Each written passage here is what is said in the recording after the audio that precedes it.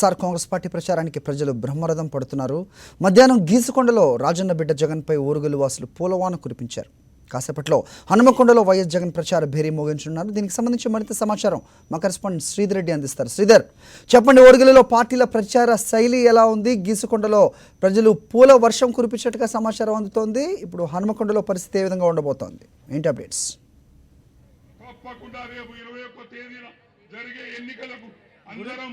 Good evening Hari. మొత్తానికి ఏదైతే తెలంగాణ రాష్ట్రంలో ప్రతిష్టాత్మక వరంగల్ లోక్సభ ఎన్నికల ప్రచారం జోరందుకుంది. ఒకే రోజు సమయంతో అన్ని పార్టీలు కూడా చాలా విస్తృతంగా ప్రచారం చేస్తున్నాయి. అదేవిధంగా వైఎస్ జగన్ అయితే వైఎస్ఆర్సీపీ అధినేత వైఎస్ జగన్ 3 రోజులుగా ఇక్కడ మొత్తం 7 అసెంబ్లీ సెగ్మెంట్ లో ప్రచారం చేస్తున్నాడు. అసెంబ్లీ సెగ్మెంట్ లో మొత్తానికి అతనికి బ్రహ్మరథం పడుతున్నారు ప్రజలు.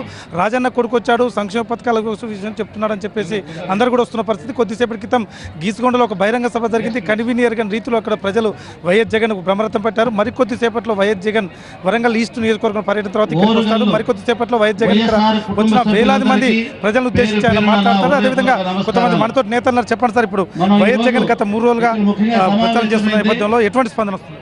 వరంగల్ పార్లమెంటు దివంగత ముఖ్యమంత్రి కొడుకు మా ప్రీతమ నాయకుడు వైఎస్ జగన్మోహన్ గారు ఓరుగల్లు ఉప ఎన్నికల్లో పాలకుర్తి నుంచి ప్రచారం ప్రారంభించిన తర్వాత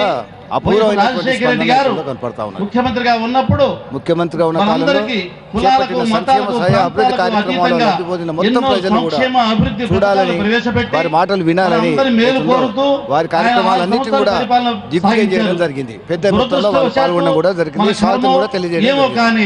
ఆయన భగవంతుడు ఆయన తీసుకెళ్లారు. ప్రచారం తర్వాత బ్రహ్మాండమైన స్పందన ఉంది. ముఖ్యంగా తెలంగాణ ప్రభుత్వంలో ఉన్నటువంటి టీఆర్ఎస్ పార్టీకి వ్యతిరేక పవనాలు వీస్తా ఉన్నాయి. ఎక్కడ పోయినా 6.5 సంవత్సరాల క్రితం చనిపోయిన రాజశేఖర రెడ్డి గారికి ఈ రోజున్న కేసీఆర్ కు పోల్చుకుంటున్నారు. 1000 రూపాయలు పింఛన్ ఇచ్చిన ఒక ఇంట్లో 4 ఉంటే ఒక్కరికే ఇస్తుండు. రాజశేఖర రెడ్డి గారు ఉన్నప్పుడు ఇంట్లో 4 ఉంటే 4కి ఇచ్చిండు. 60 సంవత్సరాల వాళ్ళకే ఇచ్చిండు. ఈయన 65 సంవత్సరాలు చేసిండు మాట ఎక్కడ పోయినా రాజశేఖర రెడ్డి గారితో పోల్చుకునే పరిస్థితి ఉంది. ఇవాళ మిగతా 2 పార్టీలు ఎక్కడ కూడా కనబడతలేవు.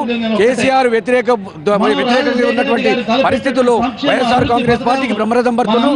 నిన్న జరిగిన బహిరంగ సభ కావచ్చు, మొన్న జరిగిన బహిరంగ సభ కావచ్చు, ఇవాళ మార్నింగ్ జరిగిన గీసుకొండ బహిరంగ సభ కావచ్చు, బ్రహ్మాండంగా ప్రజలే స్పందన చెప్తా ఉన్నారు. ప్రజలే బ్రహ్మరథం పడతా ఉన్నారు. రాజశేఖర రెడ్డి గారి యుగం మల్లరామనే ఆలోచనలో ప్రజలు ఉన్నారు. కాంగ్రెస్ పార్టీ ఎటువంటి అలాంటి పార్టీ కావాలి.